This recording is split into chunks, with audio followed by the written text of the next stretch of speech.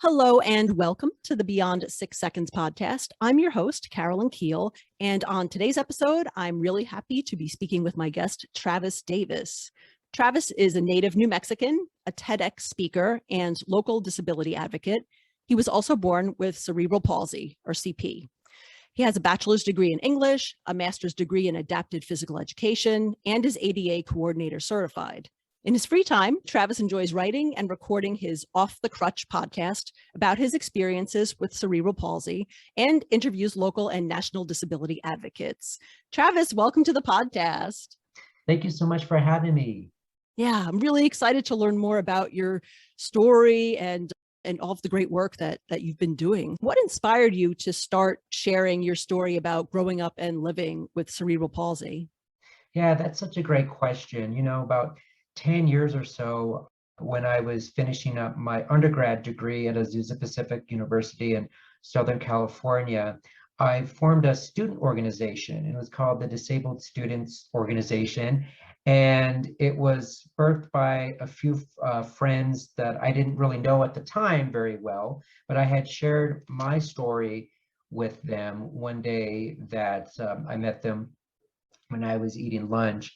And literally the next day or the day after, I heard a knock on my apartment, and it was the same girls that I had lunch with. And they wrote down a list of ideas that they wanted to help me bring to fruition. And it wasn't anything that I asked them to do, or it wasn't even ideas that I had. I just literally was sharing my story. So that's how the group got started. And then from there, it continued within the next year. And that's when I realized, because the power of my story and how I could use my disability to not only help other students on campus who had physical disabilities, but other students that wanted to learn more about disabilities. And so after I graduated, I came back to New Mexico, and then I started substitute teaching at the school that I graduated high school at. That was such a great experience for me, the first time that I was in the classroom. And what I noticed during my time as a sub for 3 years was how much the students were so curious about asking me questions about my disability and why I use crutches, a wheelchair.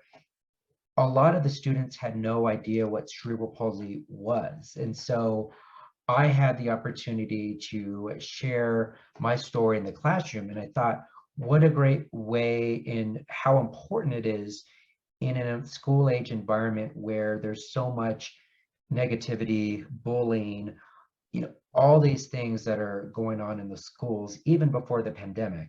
So that's when I thought, the more that I can share, the more that these kids can have empathy about how they're interacting with their peers, or if they see somebody with a physical disability outside the classroom, they can approach them in a very open manner. So shortly after I finished substitute teaching, I started my master's degree at the University of New Mexico. And the first few months in, I just finished a presentation in my sports sociology course, and it was on social inclusion in sports and the importance of inclusion with individuals with disabilities and those with not, and how the two go together and promote inclusion. Well, I saw a call for speakers at a local TEDx event, and so I just thought, what the heck, I will apply. So instead of using the presentation for social inclusion in sports, I switched it to social inclusion in education. And that's where I got the idea for my TEDx talk. And I think that was really the jumping off point of, this is how I'm going to share my story and not be so hesitant to do so. That's great.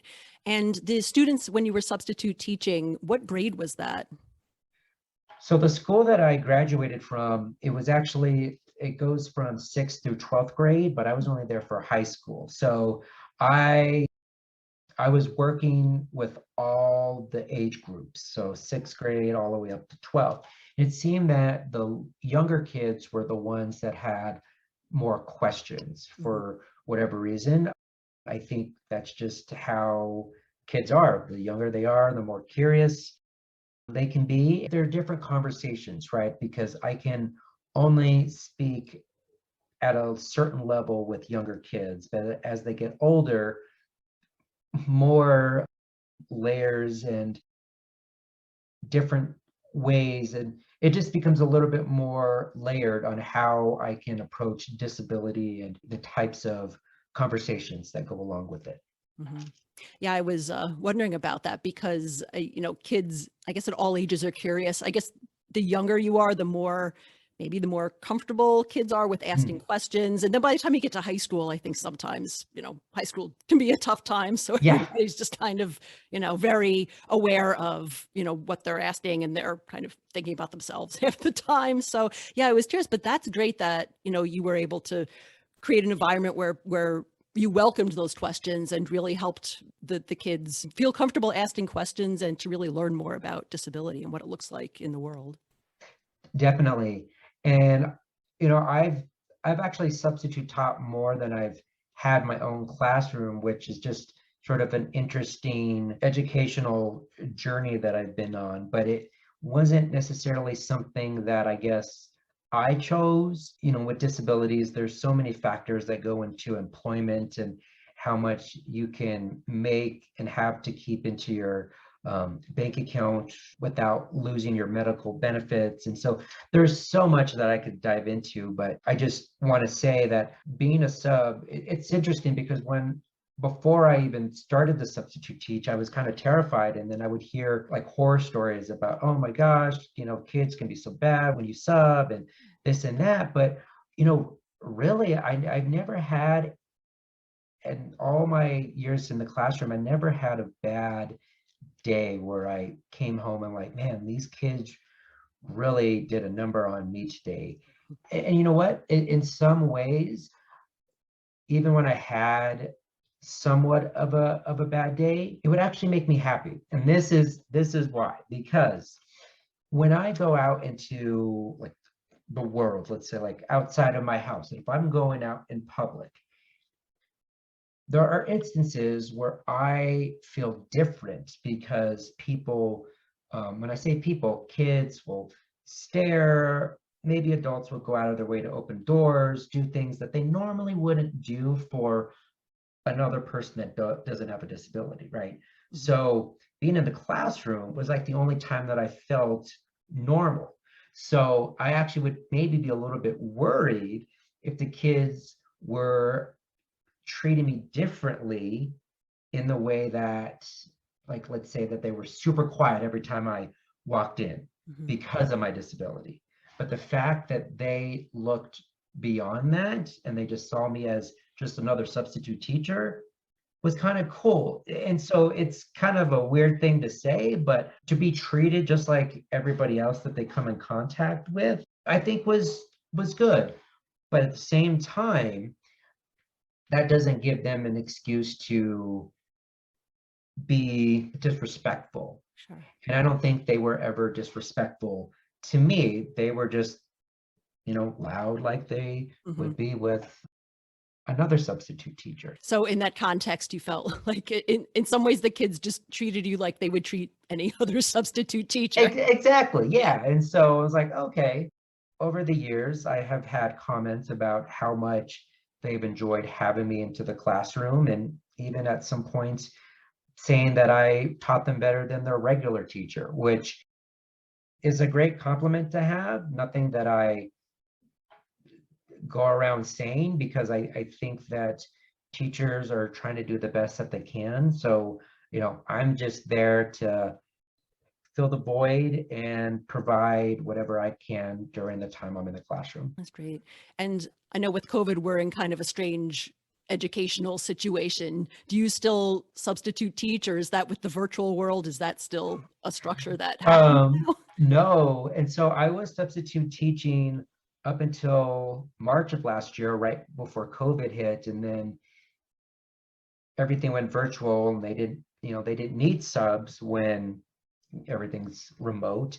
And, this year they asked me to come back, but because of the restrictions on how much I would need to be at school, and even if I wasn't needed, it just didn't make a whole lot of sense. And I've been doing some consulting work the last half of the year, which has been really good for me to start working again. So I haven't, but I've also thought about ways where I can still teach, but not so much in the traditional sense. And I think that's what COVID has really showed a lot of teachers and educators, and maybe even students, that being taught in the confines of four walls isn't necessarily needed or the best way. So there's so much content right now, like on YouTube and different platforms where you can be educated. And I think that's something that I want to continue to look into. Very cool. So yeah, it's now been a couple years since you've done your TEDx speech, and I know you continue to be a speaker on and sharing your story and talking about disability and issues surrounding that. Is that part of the way that you're continuing to teach, even though you can't be in like a physical classroom all the time, like before COVID? Yeah, I think that has really helped me. A couple months ago, I was in Phoenix for a disability expo called the Abilities Expo. Mhm. And it's a trade show for individuals with disabilities. My first day there, I wasn't intending to be involved in any capacity, but it just turned out that there was a hole in the schedule where one of the speakers, they couldn't, I guess they had dropped out. Mhm. And so I had offered to give a workshop later that afternoon. And so that was really cool. And they asked me to do it again next month at the Abilities Expo in Dallas. So these types of speaking opportunities have been really, really cool. And I just want to continue doing it in that way. I'm involved locally as the chair of our ADA Advisory Council, and that's allowed me to listen to others in the community who have disabilities and see how the council can help them with their needs. Mhm. Yeah, that's great. Yeah, we've really had to get creative, especially since the pandemic started, in terms of how we communicate with people. And I know, like the virtual interview we're doing now, I've always done my podcast virtually, but I think just more and more that's just video, and these other, smaller conferences and traveling when we can are just different ways to get our messages out. Another big part of your life, as I understand it, is around physical education and athletics. And, you have a master's in physical education. And I know sports has been a pretty big part of your life growing up. And yeah, you played quite a lot around basketball or wheelchair Mhm. basketball. So I'd love to learn more about kind of how you found your love and your passion for physical education. Sure. Yeah, that's a wonderful question. And so my introduction to wheelchair basketball was kind of like a fluke, because up until I was 12, 13 years old, I didn't know anybody with any type of disability. There was nobody at my school with a disability. And so my parents were coming back from a sales meeting from St. Louis. Mhm. And when they were on the plane, my mom noticed this crutch, and it was the bottom of the crutch, and it looked kind of different than the bottom of the crutch that I have. Mhm. And so she was mentioning it to my dad that they needed to get up like a pair of those for me. And I guess there was a young boy that overheard my mom say that and asked my mom if I had a disability. And she said, yeah. And so he had reached out and asked if I'd be interested in coming to a wheelchair basketball practice. So it turned out there was a wheelchair basketball team that was coming back from a team tournament, and they were on the same flight. Oh. And so my parents came back, told me about the wheelchair basketball, and then that's how I started playing. Mhm. I got involved. We traveled all across the country. We went to nationals a couple times. The highest that we ever placed was ninth in the country. They took the top 16 teams from around the country then on the junior and collegiate level. And yeah, it was a really great experience for me to be around other people with disabilities. And it's a interesting experience to be in a gym or even a convention center where the minority is the majority. Yeah. And so when you have tons of people in wheelchairs and they're just doing their thing, they're being independent, it's something where you can see, when I was younger and seeing these teenagers that were 18, 19 years old, right? And seeing how independent they were, that signaled to me about how I could be like that someday. They were individuals that I could look up to. So I was really glad for the opportunity to play wheelchair basketball. And then over the years, I got introduced to other adaptive sports like wheelchair tennis, wheelchair lacrosse, therapeutic horseback riding, but that was something that I used to do when I was younger. Some other adaptive sports that I learned in my master's program. And then there was a small period of time where I coached middle school volleyball and basketball when I was substitute teaching.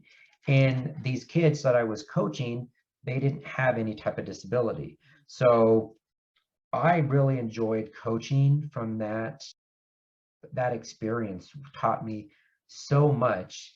And yeah, I just have so much admiration for coaches and just young adults that are mentors to the lives of children with and without disabilities. That's cool. Yeah, your passion for, teaching and coaching and mentoring, and it all ties together. It's the same sentiment overall is really is great, both through, education in the classroom, education and other things, and then just helping people really do their best in their sport, whether or not they have a disability and at all different skill levels, I'm sure. So that's really great. And I'm also hearing the importance again of just representation and how important it was for you to be able to see people who were disabled but were still playing sports or doing things, and just even if it's just one person, just seeing like, oh, there's someone else I can aspire that, or it's something I can try, and it opens up your mind. And also the way that you helped educate your students and answer their questions, because I feel like the representation of disability in the media or just in society, it's either people just don't see it, or it's represented in a very stereotypical way or very kind of narrow way. So it's important to share those experiences. Yeah, you're absolutely correct. And I think something that is a reality, but maybe a reality that not everybody wants to come to terms with, is that, and you might have heard this before, but disability is the only minority that somebody can be a part of at any time. You're not going to wake up tomorrow and be a different race, but you might wake up tomorrow and I use this example so much, like fall down the stairs, or I've heard of individuals getting a stroke, or things that we don't want to think about, things that we shouldn't really be thinking about, but things that unfortunately happen. So while I don't think that there's one minority there's no like hierarchy of like, okay, we got to focus on this minority and make sure that, I think every minority is equal in that sense. It gets a little tricky just because of with disability, then comes into play the role of accessibility, right? And with the ADA only being 31 years old, this whole idea of accessibility wasn't talked about as much prior to the law being passed. So, and we're still, and I say we, other people with disabilities are still working that out. And, I think we still have a long way to go, but with the more representation out there, like you mentioned, I think the better things are going to get. Yeah, absolutely. And Yeah, I guess I tend to forget that the ADA is relatively recent. Like it really wasn't that long ago that it got signed into law. So many important strides have been made since then around accessibility, but still, there's still a lot of places that are not accessible, whether it's by law they're not required to be, or they're just not doing it and they're supposed to be. So yeah, it really is it's a continued story there. And so, in addition to doing your speaking and teaching and coaching, you also host a podcast called Off the Crutch Yes. Podcast. You share your story there, and I guess sometimes have interviews there as well. So, Yes. what inspired you to start a podcast? Yeah. So I've been wanting to do a podcast for some time now. And when I was 18, 19 years old, one of the professions that I was interested in getting into was music production. And so I had a keyboard at that time and learning synthesizers and all that. And I did some music audio engineering, some recording with my laptop during that time. And things just kind of faded and went in different directions. And but with the pandemic and being unemployed and collecting unemployment, I had a lot of free time on my hands. And I thought maybe this is the time that I could start a podcast. Mhm. You know, editing and all that stuff wasn't new to me because I would do that by working on my keyboard and Right. making music. So it was really easy for me to pick up.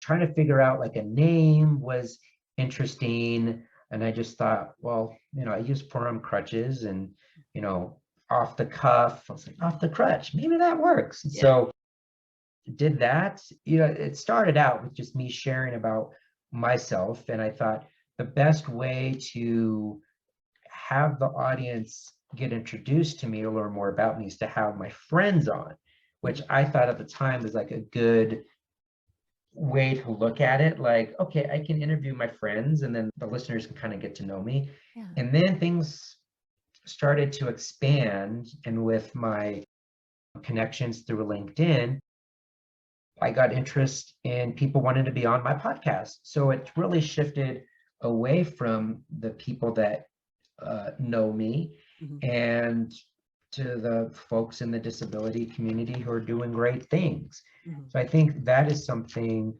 where I've seen growth and evolved in such a way that, you know, I can go to a trade show like the Abilities Expo Mhm. and share my podcast and then have on guests and promote their stuff. You know, I would much rather, you know, listen to other people than to, I guess, talk myself. But I love being on other people's podcasts, but I just find people's stories, and I'm sure you can relate to this, so interesting because especially when you don't have to do interviews in person anymore. And you know, the internet is, you got millions and millions of people, so there's always going to be an infinite number of individuals to interview. So that's where my podcast is at right now.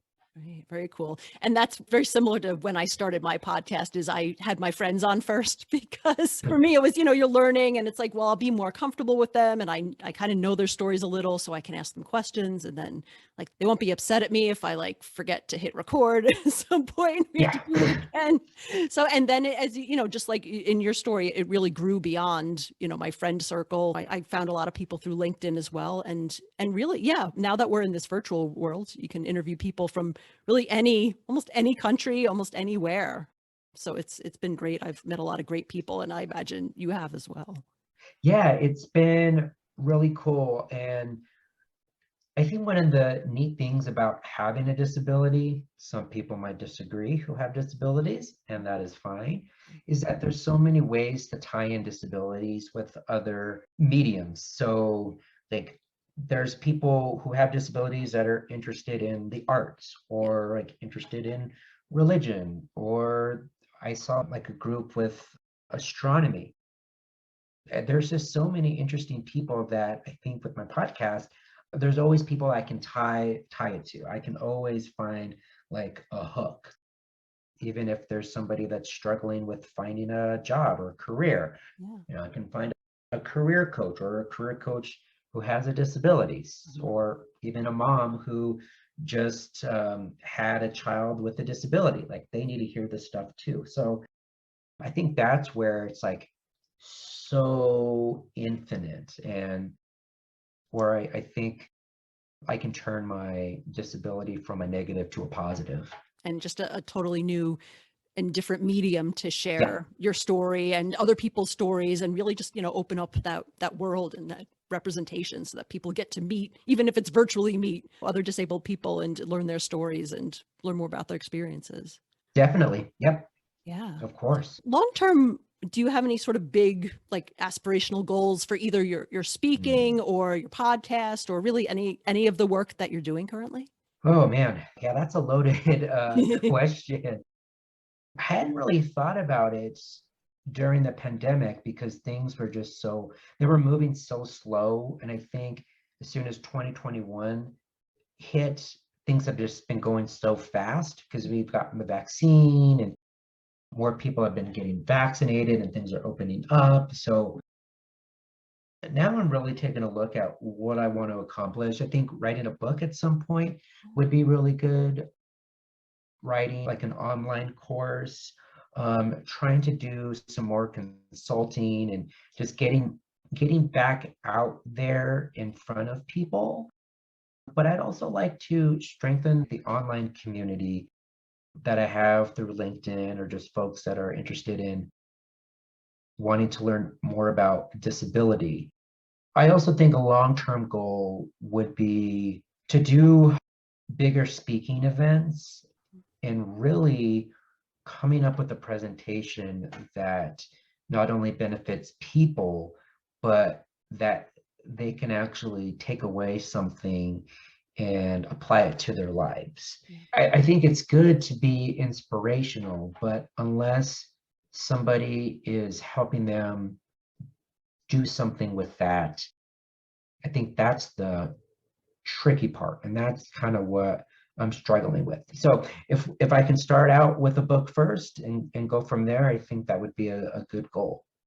Yeah, that's great. Yeah, you need that call to action Exactly. at the end of the speech. Like, okay, what do I do to apply this, or what do I do differently, or what do I do new? Yeah, absolutely. Exactly. Travis, thank you so much for sharing today. How can people get in touch with you if they want to learn more about the type of speaking or other type of work? They can go to a couple websites. They can go to travisdavis.net, TravisDavis.net. They could also go to equalsteps.org. That is my LLC. Even though it's .org, it's a for-profit. So they can go to equalsteps.org. And they can also go to offthecrutch.com if they want to listen to the podcast. But they can find all of my social media links on travisdavis.net. It's just Travis M. Davis. If you want to find me on Instagram, Facebook. But yeah, I am pretty open and willing to help anybody that reaches out. That's awesome. And I'll put links to your website and podcast in the show notes so people can find it there too.